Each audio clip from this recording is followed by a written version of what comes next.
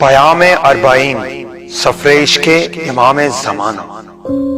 انہوں نے اپنے سفر کا اسباب باندھا اور پیدل حضرت سید الشہداء علیہ السلام کی زیارت کے لیے چل دی، ایسے ہی جیسے آج کل ہمارے زائرین اربعین کی زیارت کے لیے کربلا جاتے ہیں۔ ان کا نام حاج حسن خیر تھا۔ اتباط عالیہ پہنچے اور دل بھر کر زیارت کی، کاظمین، سامراہ، کربلا، اور پھر زیارت سے فارغ ہو کر اپنے وطن کے لیے روانہ ہوئے، اور راستے میں تھکن کے باعث ان کو نیند آ گئی۔ خواب میں امام زمانہ کو دیکھا، دست بوسی کے لیے حضرت کی خدمت میں گئے۔ آقا اجل اللہ فرجہ الشریف نے سوال کیا، کہاں تھے اور کہاں جا رہے ہو؟ جواب دیا، مولا کربلا میں تھا اور اب اپنے شہر واپس جا رہا ہوں۔ امام زمانہ اجل اللہ فرجہ الشریف نے فرمایا، یہ کیسی کربلا ہے جو مقبول نہیں ہوئی؟ حاج حسن کے چہرے کا رنگ اڑ گیا اور پوچھا، میں آپ پر قربان، میری زیارت کیوں قبول نہیں ہوئی؟ حضرت نے فرمایا، تم حرم گئے اور ہمارے ظہور کے لیے دعا نہیں کی، مگر کیا میں اپنے جد مظلوم حسین علیہ السلام کے خون کا انتقام لینے والا نہیں ہوں؟ گھبرا کے نیند سے جاگ گئے